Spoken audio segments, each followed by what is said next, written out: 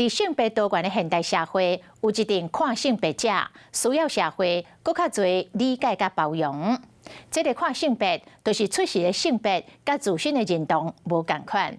这类的族群，若想要改换到符合认知性别的身份证，就要来提交到精神科医生的诊断证明，嘛要来做换性别的手术。若是无爱依照着规定的定数，就要经法律来提起着诉讼。2024年的8月，跨性别者吴宇轩经过4年，总算打赢着官司，摕到女性的身份证。另外一位 Vivi 因为无医疗的证明，即卖也搁咧拍官司。因用具体的行动宣示改变的决心，而且大声来呼吁，讲这个跨性别毋是病症。这个无人知的心酸，甲性别革命的心路过程，咱做伙来关心。5064号。哇哦，这是我们努力了4年的结果。手术不应该是成为一个被迫你要获得一个普通生活的入门门票。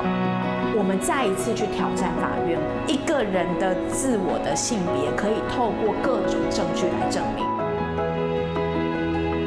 跨性别不是一个疾病，为什么需要医师的诊断？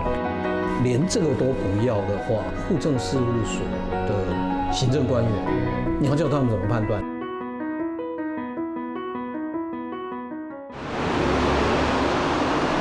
我觉得我终于跨过了这个阶段了。你好。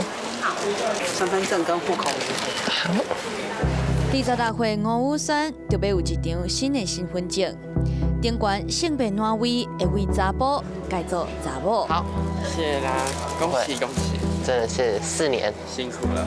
这是旧的身份证字。好，然后我打勾的地方你填一下。好。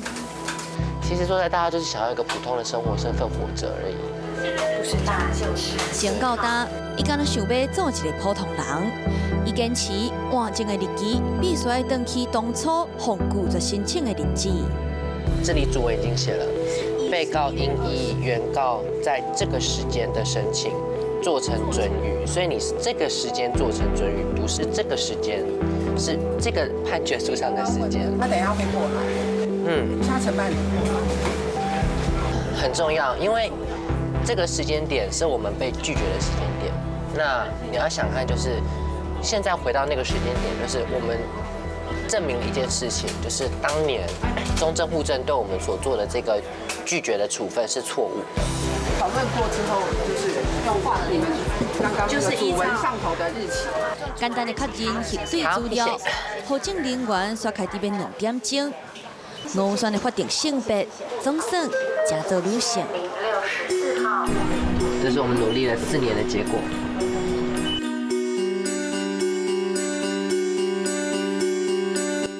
你问我什么时候知道？我小学3年级就知道，我4年级、5年级的时候我就查过资料。吴宇轩自细汉就清楚知影，家己是跨性别者。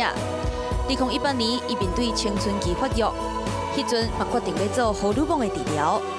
不过要安怎向厝内人信任，是上困难的一步。我知道的时间其实已经是高中了，包括最难听的字眼，不男不女，啊，或是说，该要怎么回办话，我也都蹦出去了。对，那他呢也很不手软的，包括他要一副就是你讲的这些话，我都有录音哦，那你是要告我了？我们2个就这样子类似这样的冲突。老母当时袂当接受这款的事实，2个人冷战的时间有3个月。那有一天，我的汽车里面就是有发现宇轩帮我装了一个胎压计。他为什么会装一个胎压计？那时候让我突然又重拾过去，他是这么照顾妈妈的。那时候真的很想掉泪了，因为我那时候刚好我就问一个朋友说，我的孩子是不是还爱我？先往下，让它降低。我火开大一点了。不能接受她穿裙子，我也不能接受她是女生，我还是内心不能接受。这是一个真实的一个情境，说我爱你，跟我接受你，这是两回事。我必须强迫自己，但是我一定要做，因为我怕失去了这个孩子。然后而且是最近才开始，你知道，就是不穿卡通体积化。这一件是 Uniqlo 的特价，好像才500多块钱。是他现在这样子，我觉得很开心，我可以放下了。我可以放下，说他可以规划自己，他可以追求自己想要的人生。伊释出好意，老母选择来听，两个人才无过结开。吴宇轩是台湾第5个成功免诉换证的个案，经过法院判决胜诉，无需要透过性别置换手术，就会当改变身份证顶悬的性别。这个过程，跨性别者的难题比料想的更较多。为什么我会打这样官司？我有一个很重要的一个 mindset， 就是我认为手术不应该是成为一个被迫你要获得一个普通生活的入门门票。有上中国籍的吴宇轩，早伫2019年就甲美国的驾照甲护照性别改做女性，不过坚持要伫台湾提起诉讼，原因是大学时阵校方拒绝伊申请查某的宿舍。当年跨性别宿舍的议题引发着风波，那学校相关的人员互人处罚，最后伊嘛身心受创，转休学。原本的那个性别的单一空间下生活，其实是压力非常大的。但是学校后来就是不承认，然后说要求要整栋楼男生女生的人都要问过。然后每个人都要同意之后才可以。你要跟每一个学生出柜，说明你的状况，还要取得对方的认同，其实是一件非常辛苦的事情。因为你如果今年你已经有一张符合你认同的证件，这些问题都不会遇到，你不需要跟学校吵这些依照认同住宿的问题，因为反正你的证件。你的证件已经是在后面 back off 你了。宇轩也不断的跟我们表达说，他认为，他非常有意愿，而且他也有这个 commitment， 他想要为跨性别、变更性别做一些事情。在台湾伴侣权益推动联盟协助免诉换证的跨性别者当中，吴宇轩是头一个提起诉讼的。不过，这个官司的发展却比想的更较久。法院其实，看到了他的案子之后，也就不敢判，所以就申请了大法官释宪。所以是由法院这边直接申请了大法官的释宪。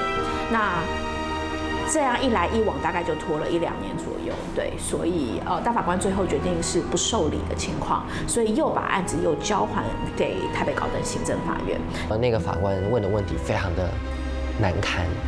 令人不解，像那法官还问嘛，他说如果你是叫你的伴侣是未婚妻的话，那你不就应该是要个男的吗？你就应该是个未婚夫啊。对，你可以想象在台湾已经同婚都通过的年代下，法官还会问出这样的问题。他认为宇轩必须高度的证明他未来绝对不会再变更性别。那无论我们提出多少的精神科诊断证明，他就是认为还不够，所以他就要求宇轩再一次的进行这个医疗诊断。要安怎改变身份证的性别？台湾无相关的法律，所依据的是民国97年内政部函释，除了必须提交2张精神科医生的诊断证明，还要提交性腺甲性器官，也就是人讲的性别置换手术。所以，若参像吴宇轩想要跳过手术条件来换证的跨性别者，敢若会当透过法律行动提起诉讼。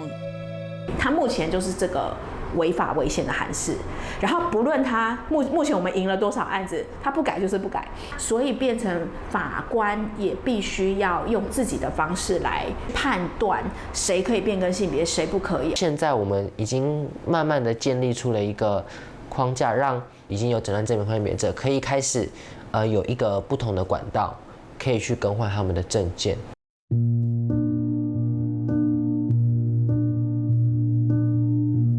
其实我从差不多小学的时候就有明显感觉到自己是女生，然后那时候就会想要留长头发、穿裙子啊。面对镜头充满自信，27岁 Vivi 嘛希望争取免诉换证达成心愿。伊挑战现行的规定，用11张生活相片甲老母的1张批信来取代原本爱互法官、精神科医生的诊断证明。Vivi 老母的批内底写讲，家己后来才知影厝内3个后生其实一个是查某囝，规家伙啊拢了解伊的性别认同。记忆中，上无有6、7年 ，Vivi 就是用女性的身份伫咧生活，恳求希望法官会当允准囡仔改变性别登记的请求。我可以认同诊断是为了让很多东西更有一个归属，甚至更知道实际状况怎么了。但是我其实还是觉得跨性别不是一个疾病，就像我其实觉得我没有生病的感觉，而是我只是比较特别一点，但不代表我生病。我们就跟 Vivi 商量说，要不要我们来挑战看看，就是我们兴起一个策略性诉讼，重点是来跟法院说，跨性别不是病，不需要看医生。世界卫生组织 WHO 2018年已经把国际病症分类 IDC 换新做第11版，把跨性别为精神病症改做性健康条件分类，称作性别无一致。不过，台湾目前也是采用第10版，这类族群互定义做性别认同障碍。依照先前成功免诉换证的个案，跨性别者仍然需要跑医院，透过精神科门诊获得医疗证明，而医生判定的标准包括自我对性别的认同，还有偏好性别的穿着等等。医生判定性别无一致的表现，是根据美国精神医学会出版的《精神病症诊断统计手册》DSM 当中列出的行为镜头，就要包括上无2项，而且时间就要6个月以上。其实我们评估也不是那么简单的事。通常精神科医师会跟病人谈好几个月，常常都半年，甚至会测智商、人格，还有性别认同疾患专用的量表。我一套做下来都做好久。例如他的鉴定上面就会有你是否从小就想要穿裙子，那可能他就觉得我没有，但是他知道医生一定会想要他填有，那他可能就会填有这样。然后当他一边做完这个鉴定，一边会觉得说自己就是被羞辱了，你知道那种感觉，是我不够女吗？是我没有资格当女生吗？如果连这个都不要的话，会有一个很大的问题，就是今天有一个人走进来说我要变成女生，我是男生我要变成女生。那你就要叫他们就同意吗？2024年8月15日，台北高等行政法院宣判结果 ，Vivi 部分胜诉，部分败诉。虽然当免除手术要件，不过尚无就要提供一张医疗诊断证明。没有下一个判断说，Vivi 可以变更为女性，但是却说，如果 Vivi 能够提供。等于是补件的意思啦，补件给户政的话，那么希望户政可以依照法院的判决的意志来决定 Vivi 能不能变更性别这样子。对，不过我们确定就是我们不会补件，对，我们会上诉。宏观国际上性别改变登记制度的要件，要求爱甲性腺甲性器官剃掉的国家有台湾、韩国。提供医疗人员鉴定，也是采取其他医疗行为的国家有英国、澳洲、奥地利。若有生活相片、亲友佐证、社会证据取代的，有法国、卢森堡。不过，包括美国加州、西班牙、瑞士等等20多个国家地区，已经采用自由换证。如果我们没有办法达到自由换证，那么我们至少要能够接受，就是非专家意见。也就是说，一个人的自我的性别可以透过各种证据来证明，不一定要到所谓的第三个人。那所谓的第三方指的是他是一个专家，然后呢，我一定要跟他谈话，或者是我要经过他的检测或等等之类的，由第三方来评判我是一个什么性别。我觉得这个过程本身真的蛮伤害。我觉得如果要免诉换证的话，可能要有其他的，我们社会上要再有共识。我也听到很多社会上反对的声音，有一些人会觉得说，可能有一些妇女的权益会受到侵犯。若是挑战现行的规定，跨性别者的平权甲女性权益的维护，双方拢有无同的解读甲论述。就有时候大家会把性别这件事情想得很绝对，然后想得很就是一定是怎样，或者是这种东西，你只要跨越了，但你没有动手术，好像就会危害到谁的权益一样，但其实根本没有。对，大家有时候会把这个东西想得很可怕。做男做女，我做主；做男做女，我做主。不会有人无缘无故是想要去认同一个跟自己生理性别不一样的性别。我觉得这种性别的跨性别这件事情，其实是一个很自然，其实它一直都存在，只是大家没有好好去正视它，甚至没有好好去理解它。我们怎么会因为我们是亚洲第一个同婚平等的国家就沾沾自喜？还有多少人没被看见跨性别的处境？多元性别者的处境，坚信人的处境，非二元的处境，人们知道多少？还是只是留在那些网络上的声效？台湾现有的行政规范，长久以来的性别离婚法，敢有机会通有改变？跨性别者的坚持，甲社会大众的理解，双方可能阁需要时间，才会当找到平衡。